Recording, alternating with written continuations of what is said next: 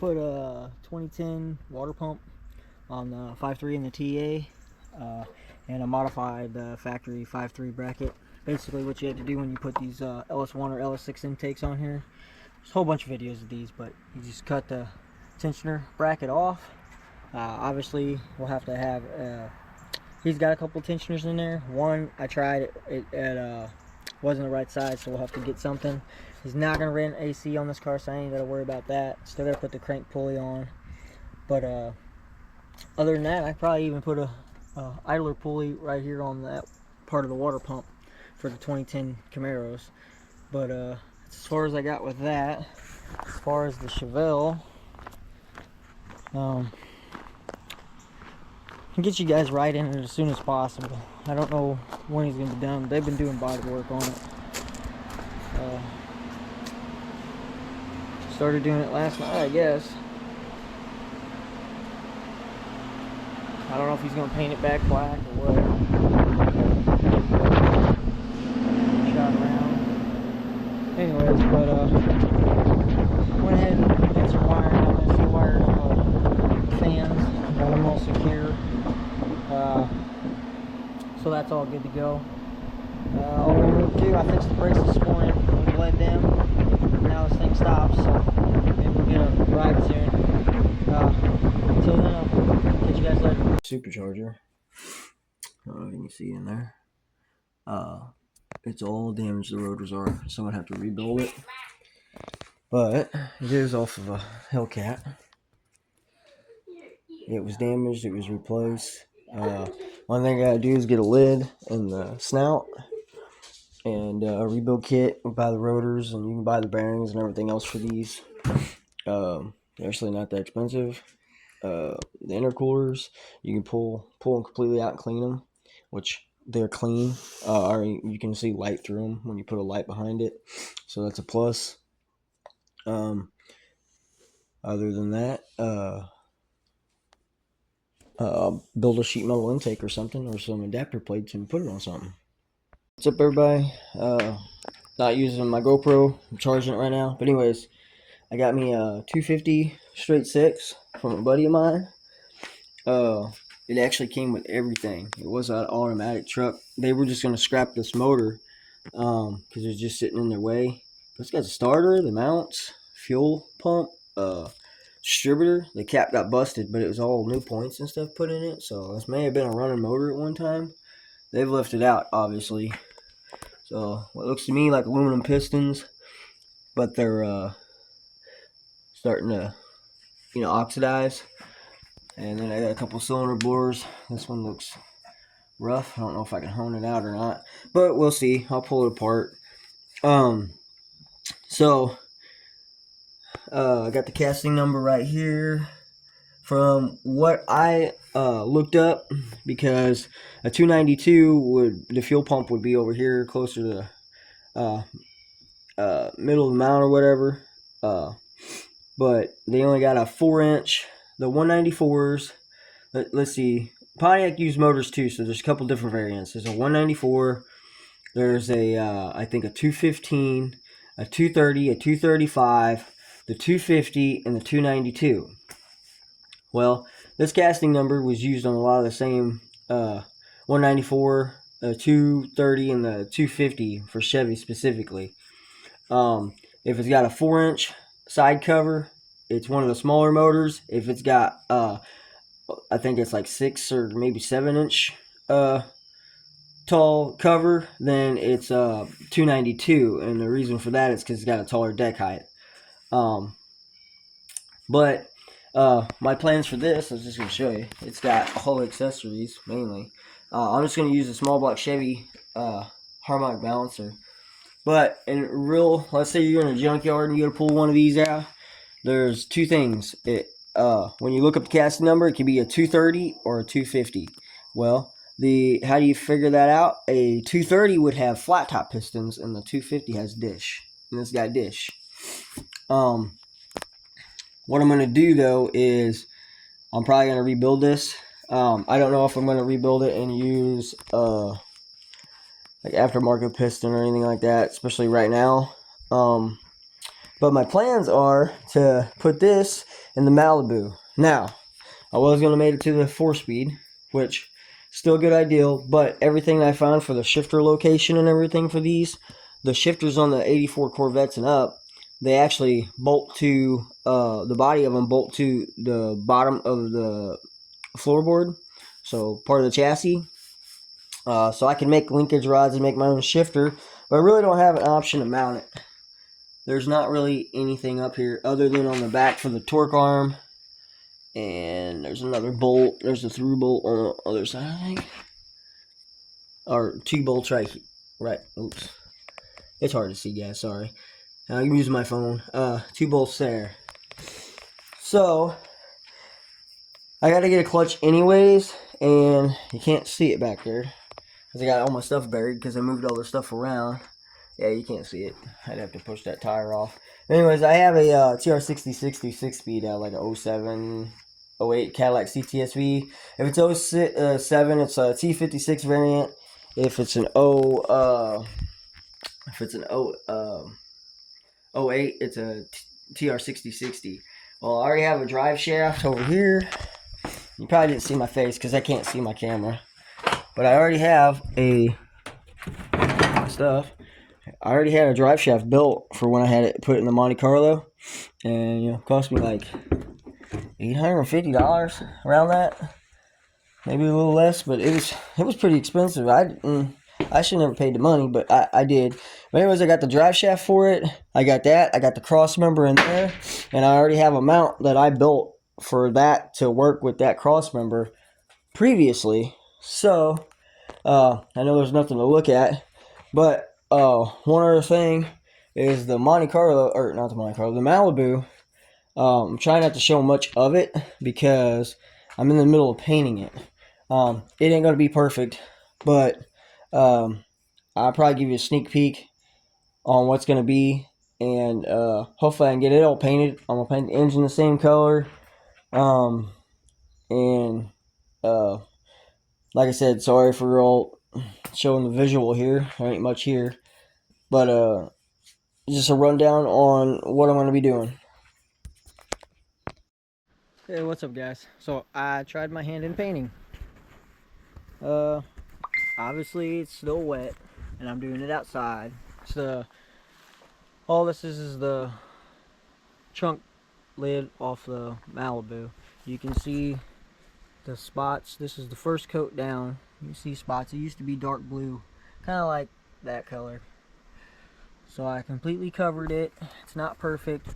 Obviously there's old paint. I scuffed this up with 220 just to see if it'd stick. Obviously there's a trim line they put on there and scratches and paint bubbling. That's one reason I was just trying it. I know it's not pretty perfect anything else, but I'm gonna spray this with another regular can, and this is stuff right here. It's just I don't know if you can even see it. It's Ocean Mist, just that 2X ultra covered stuff, Rust-Oleum from Walmart. And no, it's not the turbo can. I couldn't find anything in that color. I know it looks real bright on camera. It's not that bright, but once I get it done, I'll continue to probably do body panel at a time. And I also have some, I know I pulled away, Thundercloud, which is just like kind of like it's just gray. It's their new color, but it's essentially like Destroyer gray, colors like that. And I'm probably gonna accent this with. So we'll see how it turns out. All right, what's up, guys? This is the next day. Don't mind me. I just got up. But anyways, I put 3 coats of paint on this. Now, obviously, like I was saying last night, I didn't sand it down. You see, where the old paint was chipping and everything. I did wet sand this with 220 grit because that's all I had. Mainly just to see if it had clear coat on it. You see all the blemishes, which I don't care because this is just a race car. I'm probably gonna re-sand this down and body fill everything because this is a learning process. I can be criticized all I want, don't really care. There's one little spot in here somewhere, right here, if you can see it on camera. It's like a hair in it, and it got scratched or whatever. There's a lot of bugs and dirt. I don't know how well you can see all this. But if you stand back 10 feet or so, 5 feet, it don't look bad. And that's all that matters. So what I'm gonna probably do is, if I get it all painted, this baby blue color, it's what it looks like to me, baby blue, but it's called Ocean Mist. I'm gonna do the rest of the panels. I got 2 other bumpers that are completely chrome that aren't painted, and like this is like paint chipping off of it. I had 2 chrome bumpers, and I actually got a front it's a front bumper, but it's the fiberglass molding. Walking around here. Same thing with the hood. I don't know if I'm gonna paint it or not. It's black. Obviously it's 2 put together like I was saying, but like right here, you see the crease? Well, on this side, this is a crack. And you can see my face on there. That's pretty cool. But other than like the little chips and scratches and stuff like that, like I said, it's a race car. It's a learning curve, learning process. As you can tell, it's already starting to rust through, so I'm gonna have to reprime this. It's already been sanded down before, so it's actually pretty straight. But I think that's what I'm gonna do. I'm gonna paint it baby blue. Alright, what's up everybody? A week or so later. I haven't really done anything, haven't been working on nothing, so I haven't had no time to videotape. I have partial from a couple weeks ago, but I tore my fence down last night. Rain, got mad and whatever, but tore it down in the front yard and put it in the backyard. But had to repost a couple things. You go all the way around, a little hard to see, it's my boy.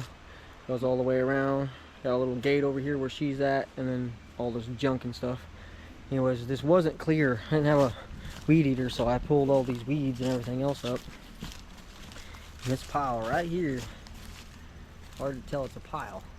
That's a pile of weeds and limbs and everything else, as tall as back there, as you can see. It was all in the yard, and I pulled them all out by hand.